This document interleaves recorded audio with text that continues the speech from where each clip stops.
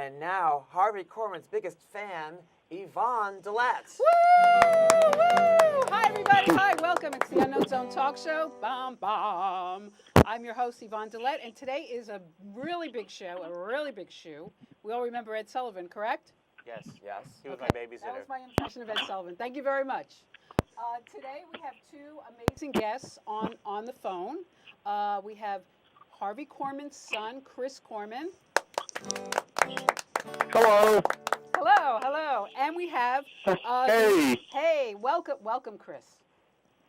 Thank you. All right, and we have Wesley Hyatt, the author of the Carol Burnett Show Companion, which he wrote. Did you write it for the 50th year anniversary, or it was just something you wanted to write?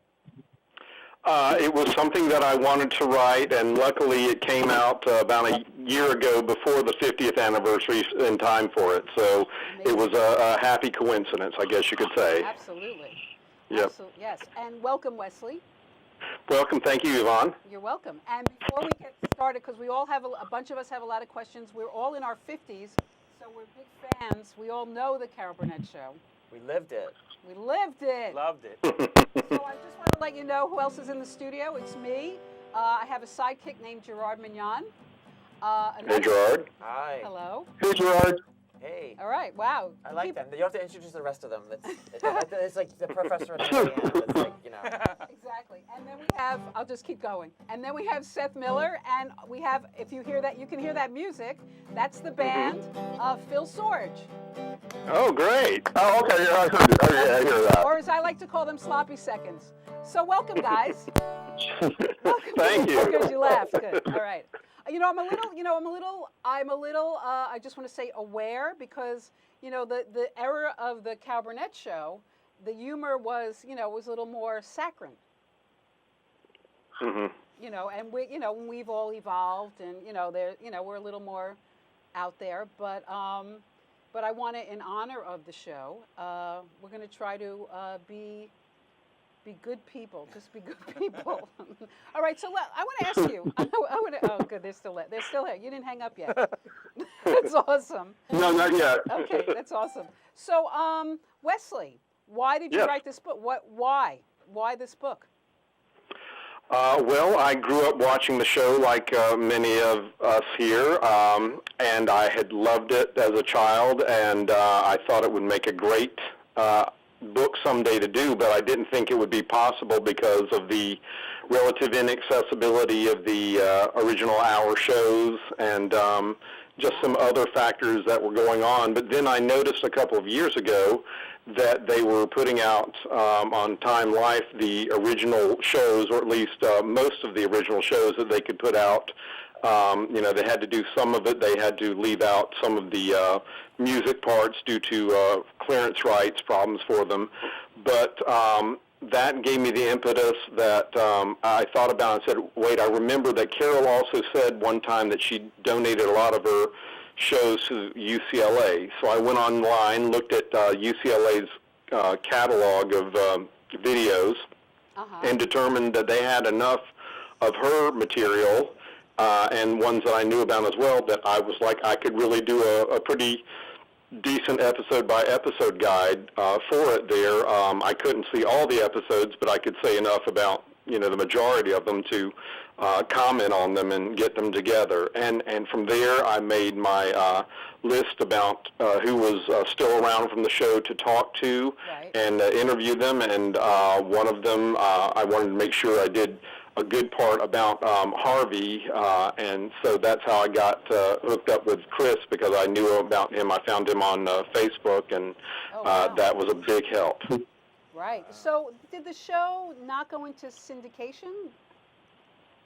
No, it went into syndication, but it went in half-hour versions, not the full-hour versions that they had there. So that meant a lot of times some sketches would be dropped or sometimes even moved around. There were some shows where they would combine two different shows just to fill out an hour to how they did it there. So it's not always the best representation of the original series there. But that had been kind of like the standard practice there when the show went into syndication back in 1977. They were favoring reruns that were half-hour long, like situation comedies, so that's why they edited it that way for syndication. And also, when they went into syndication, they only had the years from 1972 to 1977 together for that, because prior to that, Carol and her husband did not own the show outright. They shared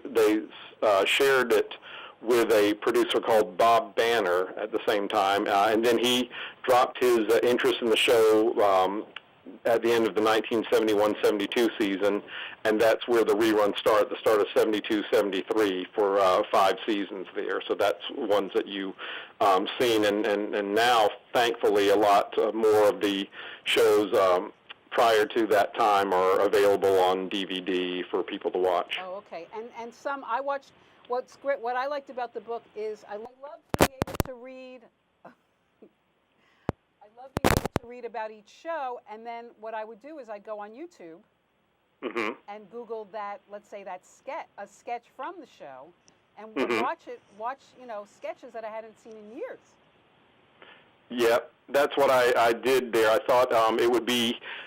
There were several approaches I could take to doing the book, but I thought if I just kind of indicated which shows had which sketches, it would be easier for people to get them there. In fact, I have an index in the book that specifically indexes the best remembered sketches, everything from like As the Stomach Turns to The Family, which was Carol and Vicki and Harvey doing the Southern Family at the time there. And so I've got that kind of a reference because I knew that would be a lot of people would be interested in the recurring sketches as well as some of the one-time sketches they did as well. Exactly. Now, so who is your audience? Who do you want to buy this book? My audience for this book is basically people who saw the show when it originally aired, and then kind of telling people, the younger generation, letting them know what it's about as well. Because if you look at any serious survey of the greatest TV shows of all time, Carol Burnett Show always shows up on every list. You know, it's got one of the biggest record holders among Emmy Awards. It won a lot of Golden Globe Awards as well during its run. It is very respected in the Writers Guild. I think when they did a survey of the 100 or so best written shows, Carol finished it in the top 40 there.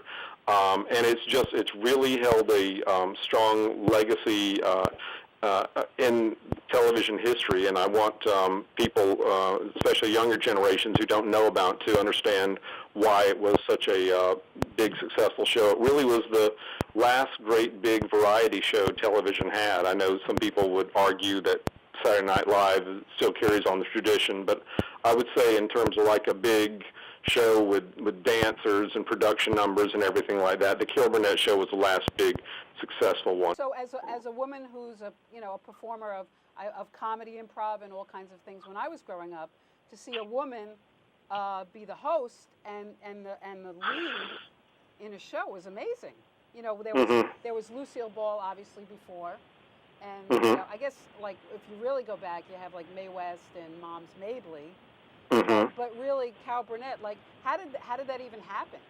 You know, because it really, in a way, shouldn't have, if you think about it. Right? Yeah, well, for Carol, it happened because she had a long experience doing sketch comedy. She had done some acting when she was at UCLA. Then, when she graduated, she had a benefactor who gave her some money to help her go to New York and pursue her career, and during that time she was trying to make it as a stage actress, but she also became involved and fascinated with what was going on with Caesar's Hour, which was Sid Caesar's show after Your Show of Shows. And she would watch, she was able to get connections there, and she would be in the audience and watch the rehearsals and get a good idea of how they worked on sketches and what they kept and dropped before the actual show, and did it that way. That gave her a good background. She eventually did some auditioning on some other TV shows, most notably The Gary Moore Show. And when Gary Moore had a daytime show on CBS through 1958. When he got his nighttime show, she did a guest spot in 1959 and got such great response for her material that she did that. She became a regular on that show. And by the time of 1962, she had won an Emmy for her work, and she was planning to do some other work solo because she'd made such a good name for herself. Now, with her doing that, CBS wanted to keep her under contract because she had helped the Gary Moore Show become a top 15 hit for the network. So they gave her a contract with an unusual provision that she could, at any time in the 5 years the contract was effective, she could have her own variety show for at least a year of 30 shows together. And nobody really thought about it at the time because no woman really did that. There was Imogene Coca had a short-lived show in the 1950s, as did Martha Ray. But they just did that, I guess, to kind of humor Carol. Well, cut to late 1966 when the things were getting a little bit desperate for Carol and her husband. They weren't having as much success as they had of previous years. And it was Christmas time, and she remembered she had that provision in her contract, and she called up CBS and she said, I want to do that. So they were a little bit shocked, but their lawyer said, yes, she can do it. So that's what led to her series starting in the fall of 1967. Right, so it's because they owed her. It was almost like she snuck it in. Because yeah, exactly. And it was smart on her, the lawyer that she had under her contract to get her to do that there. And when they did do it now, CBS could put her anywhere. Technically, they could have put her even in daytime if they wanted to, but they put her in a time slot that was pretty tough at the time there. It was opposite I Spy on NBC and The Big Valley on ABC, and both shows are pretty well known even today, and they were moderate successes at the time. So many people thought, well, they're just going to, run this and then it'll end its year and CBS will put something else new on it. To everyone's surprise, it became a pretty instant hit, even without, believe it or not, there were some CBS affiliates that did not run the show when it started initially because it had been a time slot where CBS had a lot of problems, Monday nights from 10 to 11. They always seem to have, one of the things about the Carol Burnett Show that I think is lost on everybody is that it was never finished in the top 10.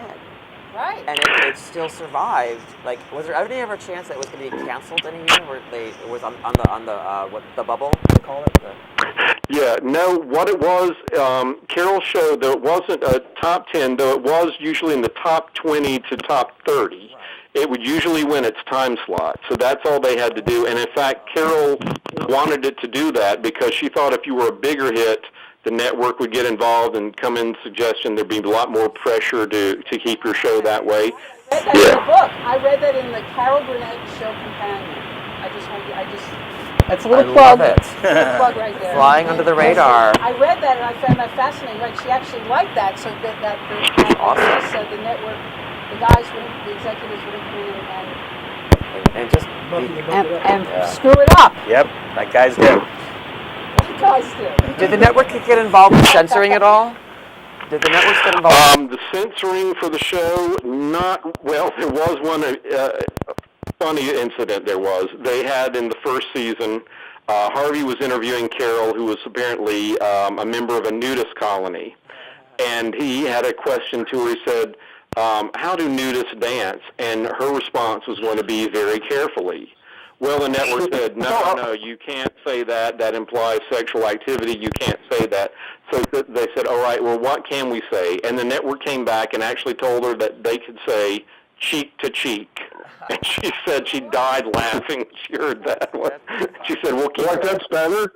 Yeah, apparently it was to them, So, no, Carol's show was ribald, but it was never, raunchy or anything like that. I think it never, the only censorship it did have criticism was weirdly from the Gray Panthers, the group for crusading for senior citizens' recognitions and rights. They didn't like how a lot of the some of the characters when they were played as senior citizens would come across as old and cranky and slow, and so eventually, by the last couple of seasons, that's why you didn't see Tim do the old man that much, or Carol doing Stella Toddler. That kind of decreased after that. But they couldn't, by that point, get rid of Mama, though. The character that Vicky was doing was too ingrained, so that was the one that kind of stayed there. But that was the only one that I found about really in terms of any censorship there might have had. So they were okay with the network, they just weren't okay with the AARP crowd. Yeah, exactly. There was, of all things, you wouldn't think they have the complaints about that, but yeah, that was about it. Everything else was, from what I heard I talked with Fred Silverman, and he said they had no complaints, and his predecessor, Mike Dan, head of CBS, said it was a good show. He enjoyed working with Carol and everyone. They didn't have any problems with anything that came up there. They're not amazed at how well everyone got along. Oh, yes. Well, Chris can speak to that some. I mean, Chris, can you tell them a little bit how your dad got along with everyone there? And you'd know better than I would, I think, Well, that's what Wesley said. When we went into 67, Carol said, look, they don't know if we're going to go. We don't know if we're going to go. Let's at least get along. Let's love each other. If they sense that we love each other, the ratings will be great because they'll sense we're having fun. There's no ego from Carol. There's never been ego from Carol. So Carol said. Carol's thing was just, huh? That's what Carol said. Yeah, and so the first rehearsal, let's just have fun. Carol, Vicky was a nobody at that point. My dad had done 4 years on Danny Kaye. He'd done Liz Skelton. He'd done Lucy. He'd had 4 or 5 years of some work. So he was starting to make a name for himself. Carol was obviously the biggest name. But she said, let's just have fun. Let's just do this. And the audience will sense that. And it won't be about ratings. It won't be about who's getting paid this. But let's just love each other and just have fun. Which is amazing. And it is because, and Wesley will bore me out on this one. You think about it.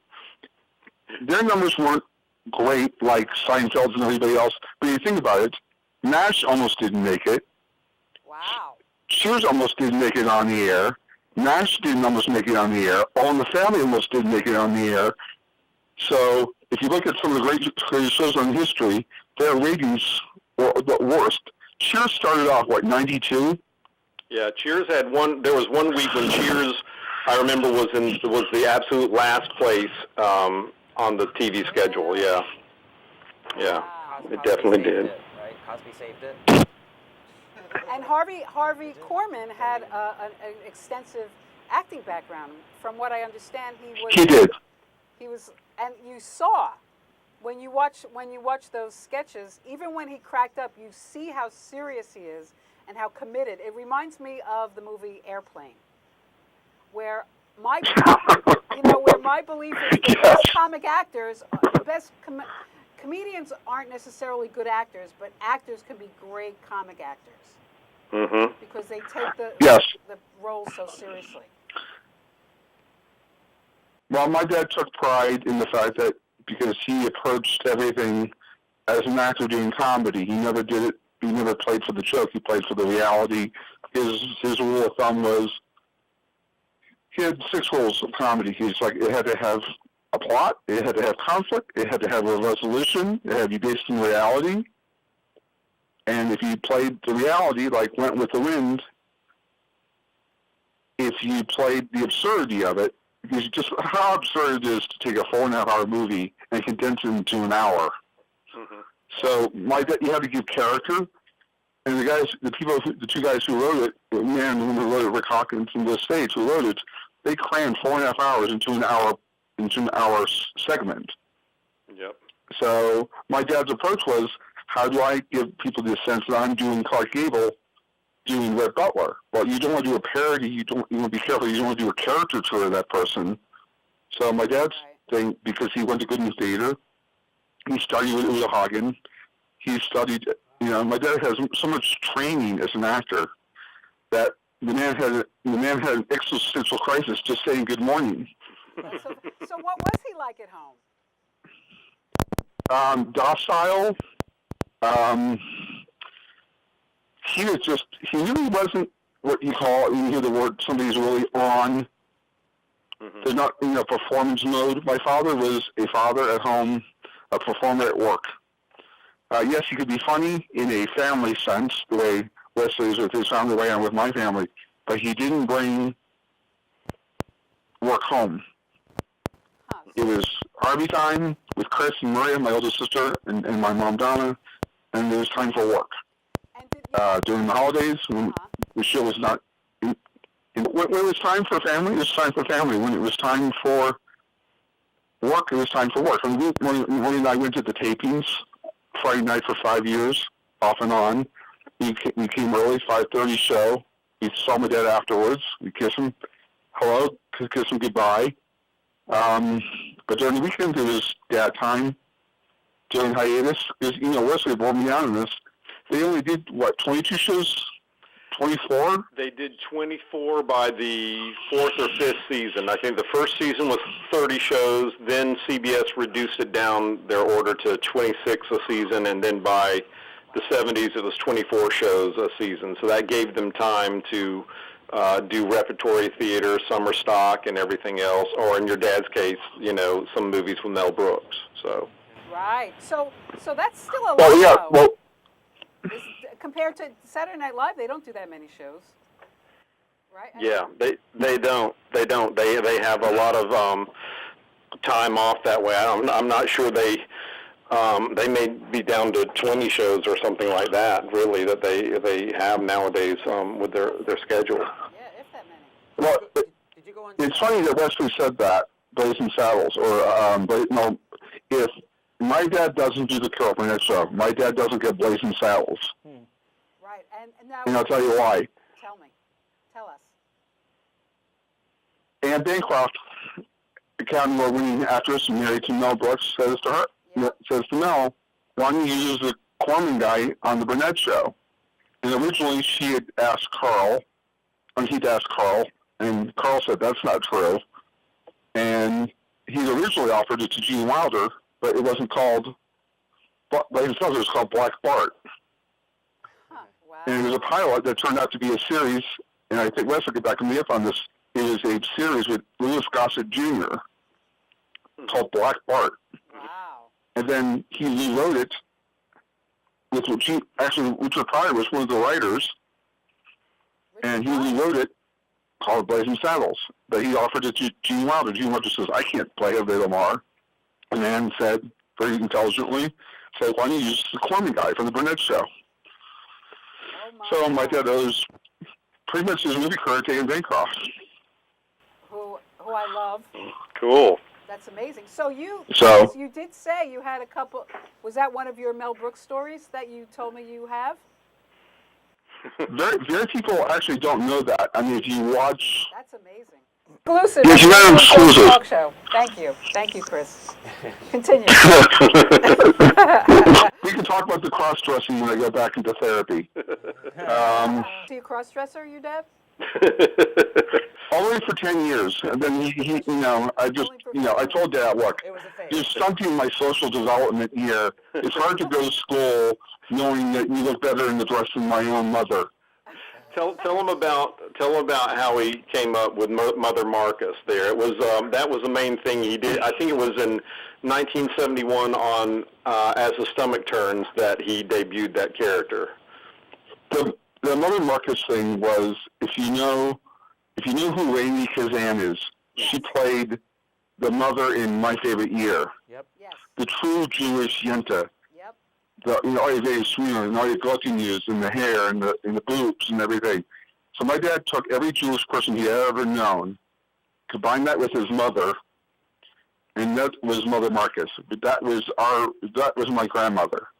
Wow. She had that life about her. I mean, she didn't smother you with a condition, smothered you with her boobs. Other way, you would have died in heaven. But that's the character I've told Chris there several times. That's the one character that would crack up Carol and Tim and everybody else, because it was just so, she was so oversized, and Harvey took that character to the nth degree, and just it made it hysterical. Because remember, Wesley will bear me out in this, Yvonne. They didn't get to the studio until Thursday or Friday because Price is Right was in there the whole week. So Carol didn't have the luxury of seeing Dad in the whole garb until Friday. This is the famous one where Carol opens the door and she has to turn her head because he's in this big green dress, right? Is that the one? Yeah. Oh, yeah. And then she recloses it and she reopens it, and my dad's holding her his boobs. And I don't think Carol was expecting that either. Was that Bob Mackie? Because we know Bob Mackie had a big part in it. I know he made did he? The curtains? The curtain dress? If it wasn't for Bob, Yvonne, and Wesley could bear me on this, half the time, Carol and my dad had no idea where to go with the characters until they got into the wardrobe that day, which was Friday, which is, because they did a dress, and they did an air show, and then they would edit both of them together. So, but usually during the rehearsals, they Thursday, mid Friday, maybe they got to see the costumes, maybe Thursday. But an actor doesn't get a sense of what the texture of the clothes is. You're under the lights, the hats, where the clothes move on the body. They don't get that sense. So you're obviously going to move differently. Absolutely. In your clothes compared to, They did. And though Carol and Harvey had great theatrical training, it sometimes helped them to get an idea of where their characters could or should go by the clothing that Bob Mackie provided to them. Yes. Did I don't mean this rudely, but did Peter Matz and Bob Mackie and all these people, they joined in season 1? Like, I guess I don't mean the rudeness part of it, but she got all these great people into the show, like not knowing what kind of show this was, and it was the first woman. I mean, this whole thing, like. I guess, did they have other things going on, like, at the same time? That, like, I guess, how did they get them? Well, originally, Peter Matz was not originally the first conductor. Harry Zimmerman. Yeah, Harry Zimmerman. He had been doing a lot of shows, I think, back in the radio days, back in the 1940s, had been very established. So he was the one who led the orchestra there. Bob Mackie, I think, had worked with Carol some previously, and he'd done a couple of Emmy-nominated specials, variety show specials, and when he heard about it, he was like, this is great because this is comedy variety type thing. This is what I'd like to do and get this together right there. When they created the show, they did a mixture of veterans and newcomers to the show, and that includes for their writers as well. They had some there. Arnie Rosen, the head writer, had been writing back in the radio days as well. He had done stuff for like Phil Silver, Bilko, and some others in that way. And then they had other younger talents there that they cultivated at the time, like Kenny Solms. He was a newcomer to the scene there, and they called him the kid there at the time. But Kenny Solms was really good about getting the movie parodies together, the things where that was the thing that they launched onto in the first season. They realized we can make fun of old movies, and that kind of distinguishes us from there. And that's why it's like you can name any classic from the 30s and 40s, and chances are that Carol Show parodied it at one time. Wow. So what do you think the youth of today can learn? What do you think one of the biggest lessons is? Because when you think about it, there were less people sort of in entertainment, whereas like now everybody's a comedian, right? It's so much larger, and probably because there were more traditional values back in that day, right? Yeah. Because less people, like Carol didn't come from a great family, and her escape was to go into musical theater, and where she found obviously she had tons of talent, but a lot of people we're more, I don't even know if this is the right term, freer in the sense where we can do whatever we want, right? Whereas back in the day it wasn't as common, and I think there were better morals and values Although there had to be bad stuff going on, right? Because, you know. Well, I mean, there is there was some,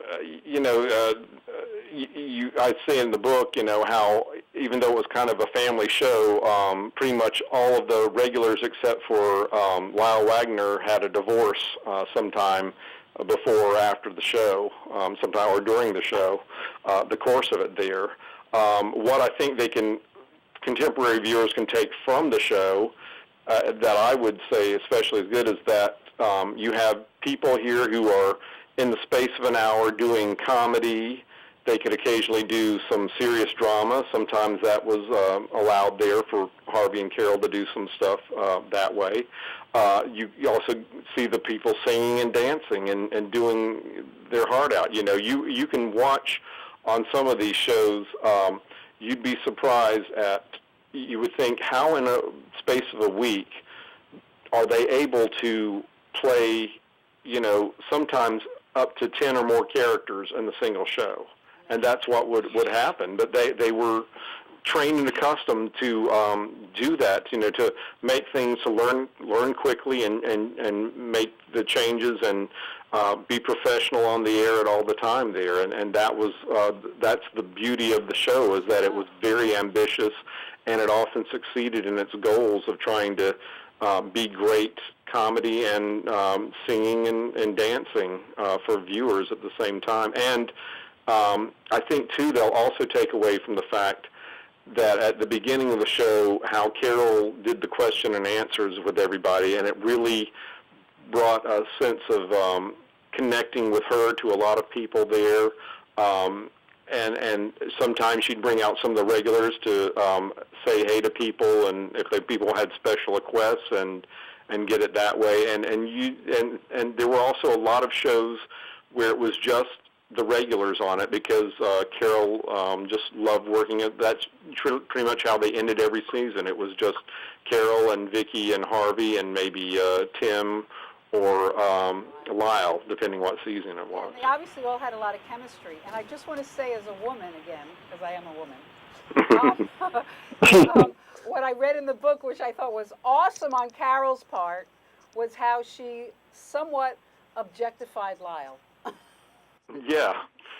Well, that was a genius of Carl Reiner there. They wanted to have him on the show before they could get Harvey, and Carl said, I'm just too busy and everything, but he said, you should have someone on there, a hunk, basically, like a Rock Hudson type, that Carol can go crazy over and do the thing. It'd be a good foil for her to do. And Lyle immediately fit the bill, because he was the one that got the attention of most of the secretaries at CBS when he came by. He was, he was 6'4" and everything. I mean, he was tall, and Harvey was tall. If you see it, both he and Harvey next to Carol and Vicki, Carol and Vicki look like they're just midgets sometimes next to them, because those guys are so huge, at the time. And Lyle had a great sense of humor about his beauty. Like he knew he was a hunk, and he could take the jokes about it and play with it, which was awesome. Yeah. Yes, Lyle did not have an ego about this at all. I mean, if you listen to some of his, if you go to the archive interviews, or if you find it on YouTube, he actually thought it would be funny to walk in stuttering with the secretaries and Joe, because they thought nobody that good looking would have a stutter problem. And he thought, well, I'll go in and stutter and see if they catch on to realize I'm joking. And then he thought better. You're just going to blow this chance. I mean, the man had not done anything really. He came from the studio system, I think. He just came out of, St. Louis. He was born in St. Louis. Yep. He said, I'm not going to blow this one chance by stuttering with a bunch of secretaries in front of Joe and Carol. Yeah. So I'll just play this straight. Well, and he did that, and I think people forget. You're able to see it now, but originally he was announcer, and then sometime would be on camera with her, on camera foil. But then they expanded Lyle's role somewhat to do some more, and he even branched into doing some singing and dancing himself. So he was much more than just the announcer foil for her as they originally envisioned, which was good for the show. Interesting. Does Lyle embrace his having been part of it? Like sometimes people want to distance themselves from shows. Has he always embraced being part of it? Yeah, I think he was very much enjoying doing the show. He left the show after 7 years just because he wanted basically more money. I think he was okay with the position that he was at. I think he realized he was not going to be Harvey's equal. No one could be on the show, but he realized the niche he was at. But he wanted kind of more money at the same time, and he wasn't getting that from Joe Hamilton, Carol's husband and the producer. So he just decided, okay, I have enough confidence in myself that I'm going to go off the show and see if I can get other opportunities. And it was a risky thing to do, but it did pay off somewhat in him getting a regular role on Wonder Woman a few years later and some other material things like that. But some people, Howard Stern did an interview one time with Carol or somebody where he was just really livid about how Lyle Wagner, how dare Lyle Wagner leave the family, and after 7 years, Right, because I think they call that the David Caruso syndrome. Well, wouldn't if they left the family, he should have got a raise in his allowance as he got older. Yeah. There you go. That's Gerard Burnett, folks. Thank you very Burnett. much. Yeah. So I have a question because they were all a little pre, the hippie era, but the show was done right during the sexual revolution, and everyone was experimenting with drugs. Was there any of that going on? If it was well hidden because Carol and her husband ran that show pretty much on banker's hours. You would start rehearsal at 9 o'clock sharp, and then you'd be out by 5 because Carol wanted to spend time with her children and everything. They had it very well run that way and getting it together. If you didn't show up, you would there would be talk of replacing you. In fact, they did have to replace Paul Williams, the singer-composer who... He didn't show up. So that was it. I'm not showing up. Yeah, and she thought he was on... Yeah, he was saying the material wasn't good enough. Carol claims he was probably doing some drugs and anything. Anyway, they decided they went ahead and did the show without him, and it went off fine. They had to repeat an older segment to cover some stuff that was going to be, I guess, his solo section, but you wouldn't have known it otherwise. I mean, and Carol pretty much had straight shooters on there that she had, and she'd rely on the same, a lot of the same guests. If you look at the credits there for the guest stars, there were only about 200 guest stars, which for a show that ran 11 seasons and nearly 300 shows, that indicates a fair amount of them would come back over and over again. And so she kind of trusted and relied on the people that she liked showing up there. Steve Lawrence was a good actor. To add to that, Steve Lawrence was I think Wesley made a good point. Yeah. You look at the first 5 years. She leaned heavily on Broadway. If you see the last 5, because she came out when she did come to realize her and Joe, let's depend on Steve and Edie, Bernadette, Ken Berry, Conway. Now, the running joke on the Burnett Show was, it must be a slow week because Steve or Edie or Conway are not on. Yeah. Who do we get this week? Because Carol had people back on, and Wesley said this,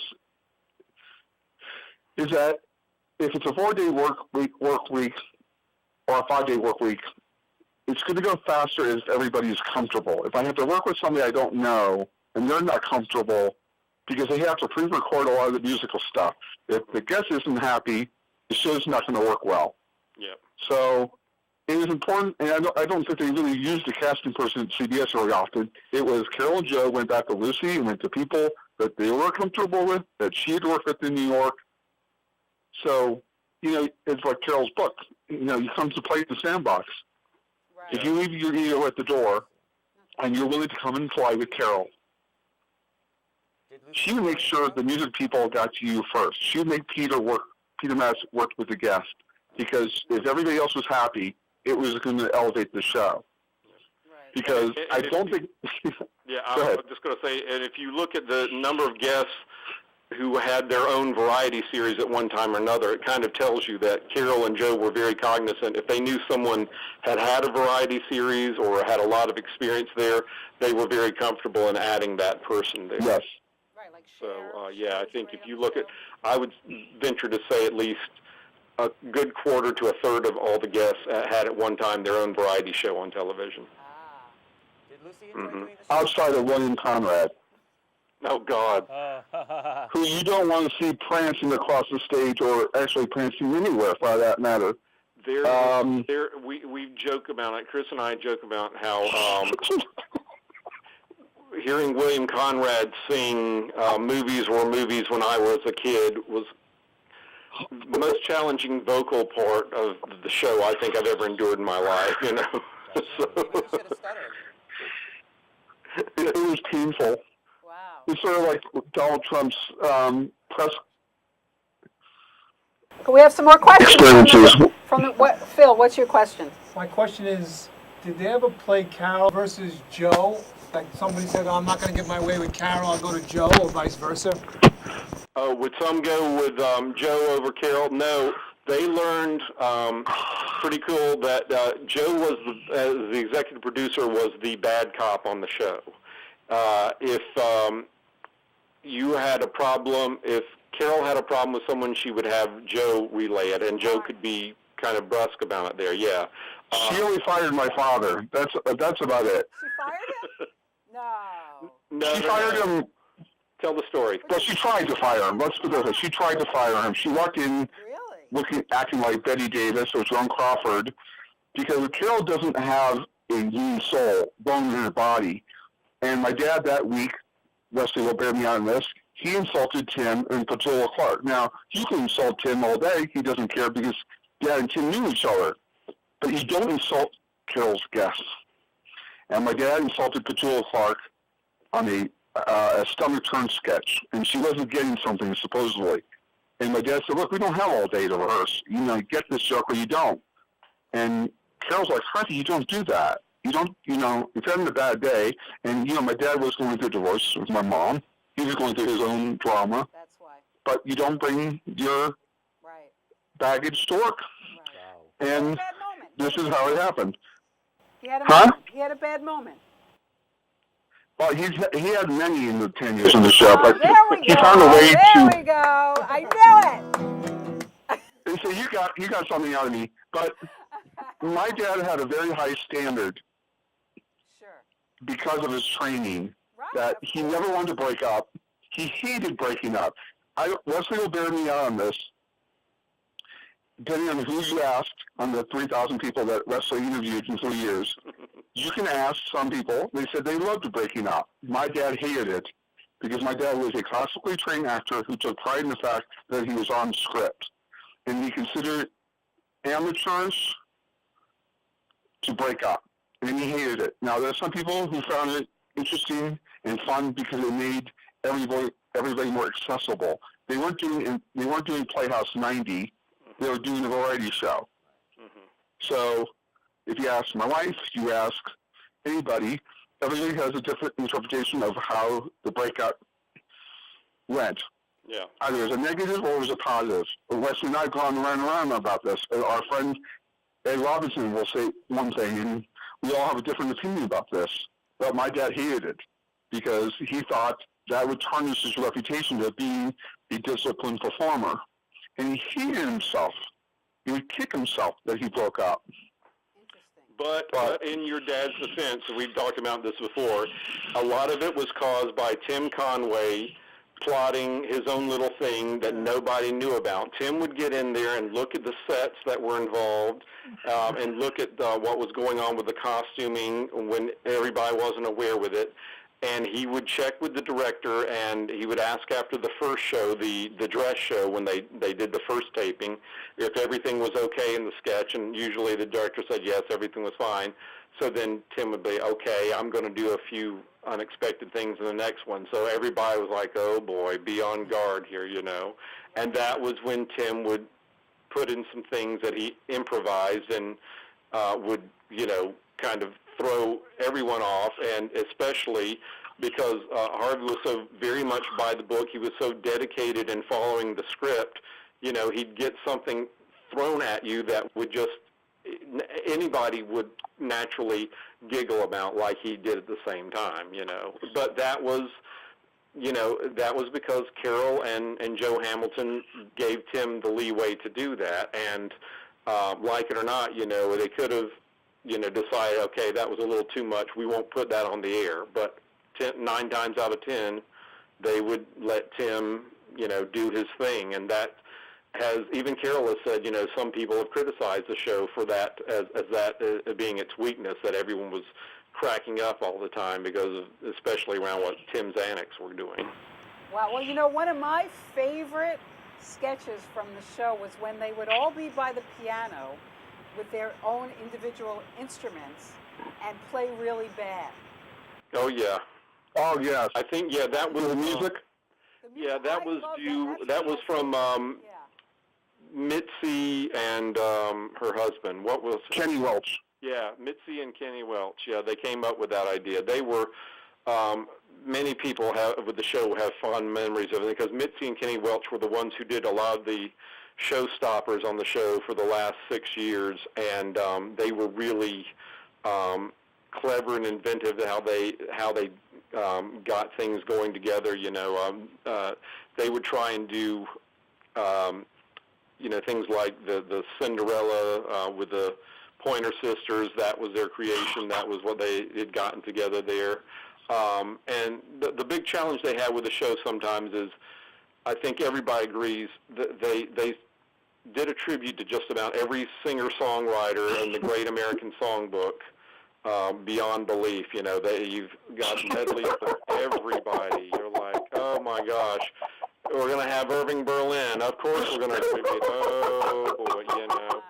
There was that, you know, I think by the end of the series, they were putting in some songwriters I'd never heard of. I don't think anyone had heard of. Like, it's a tribute to Johnny, or what? Okay, you know. So, you know, but that was, you know, that the show just went through a lot of material. It needed that, you know, to have the big showstoppers. If they didn't have like a 2-part movie spoof at the end, you know, then it would be a big musical number.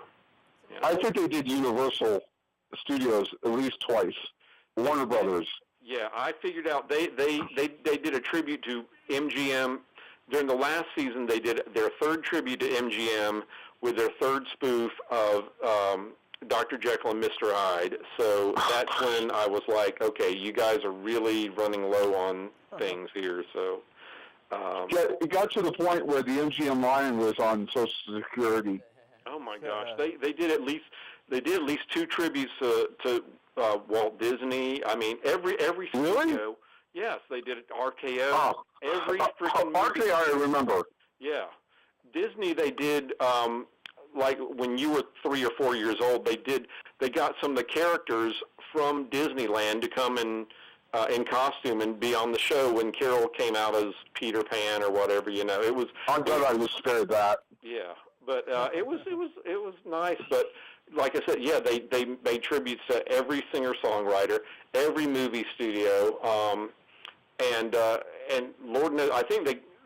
Remember the commercial spoofs, too. They did a lot of commercial spoofs. Oh, my gosh. Speaking of remember, during the week, they would